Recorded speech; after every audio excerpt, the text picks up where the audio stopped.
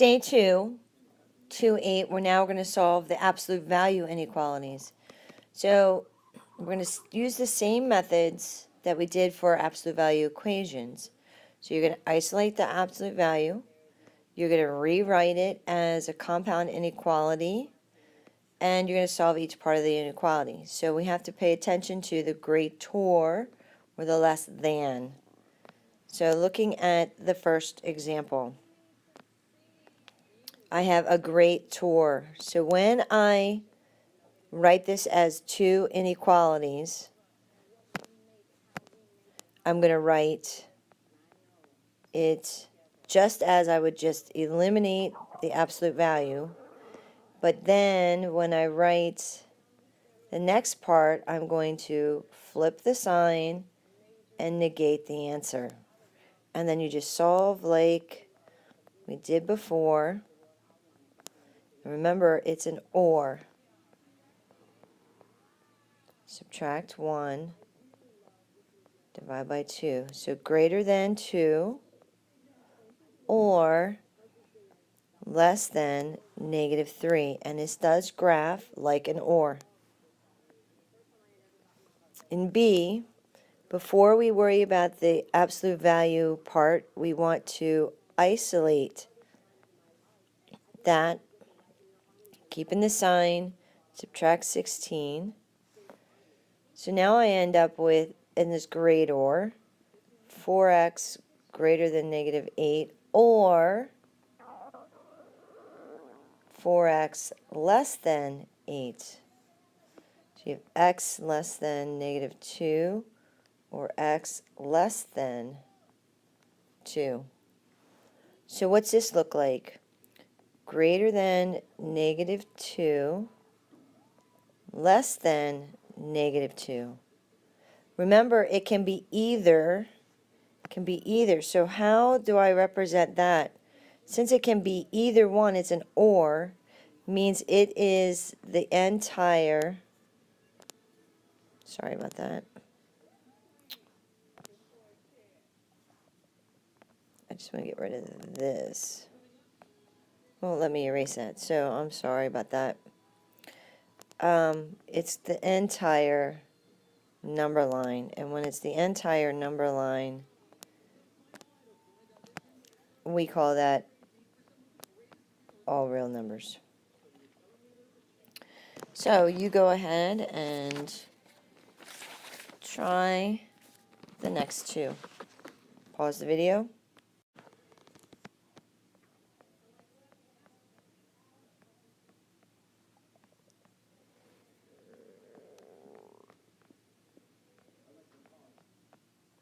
First step is to write the two inequalities.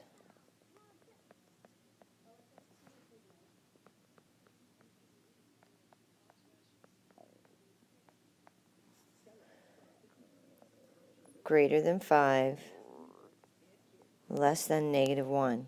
And that is a typical OR graph.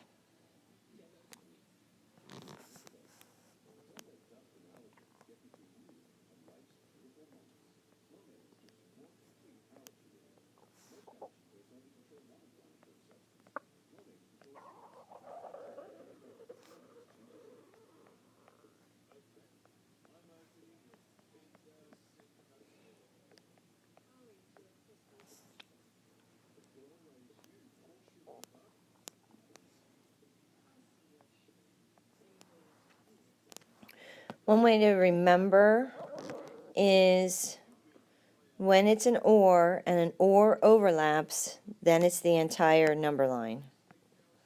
When an OR overlaps, such as this one, then it's an entire number line, which we write as all real numbers. Okay, so that's our greater. Now, conjunctions are a less than. Same thing, isolate the absolute value first.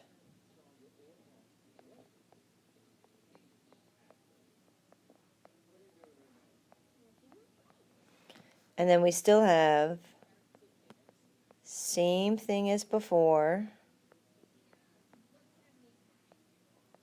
only this time it's joined by an and.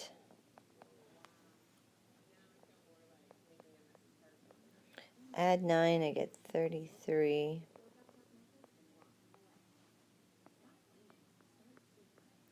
Add 9, I get negative 15. So I have greater than equal to negative 5, less than equal to 11. Greater than is to the right, less than is to the left. So it is the dumbbell. Isolate the absolute value. Remember, when you divide by a negative, you have to flip the sign. Now it is a less than. Even though we start out as a greater, okay, you have to make sure it's isolated first. Now it's a less than. So I have x plus 3 less than or equal to negative 2, and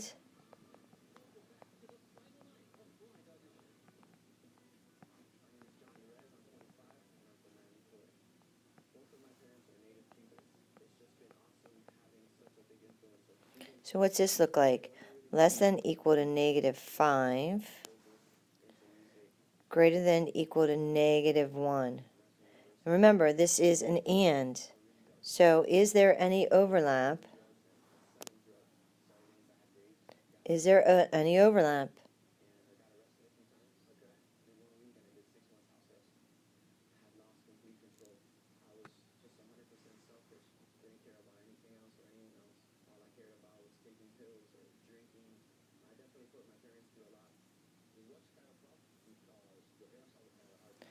No. So this would be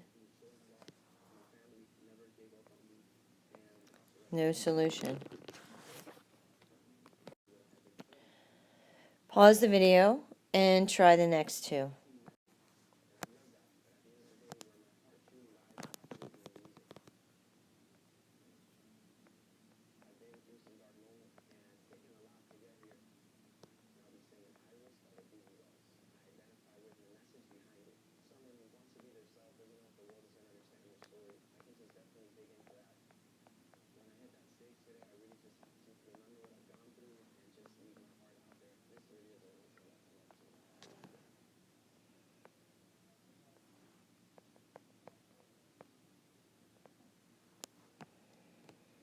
You should get greater than or equal to 1, less than or equal to 17.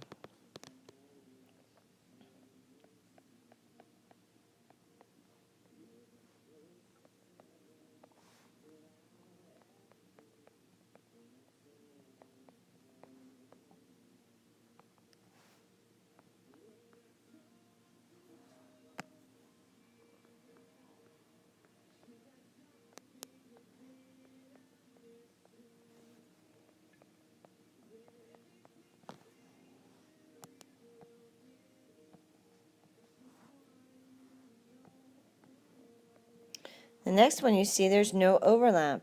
When there's no overlap and an and, that is no solution.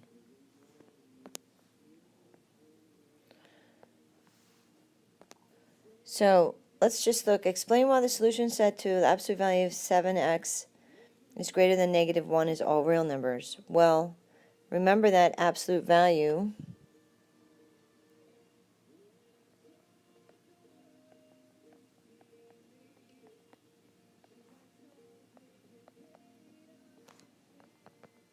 is positive.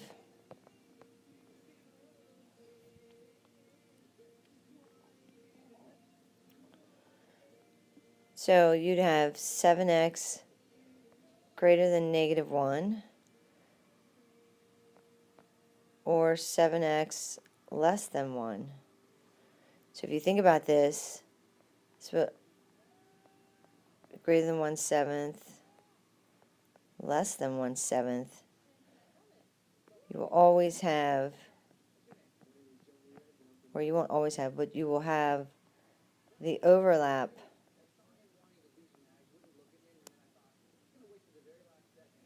And no solution, think about this. You have, again, It's always positive, so how can it be less than a negative number? So how could you have x plus 3 less than negative 2 and x plus 3 greater than 2?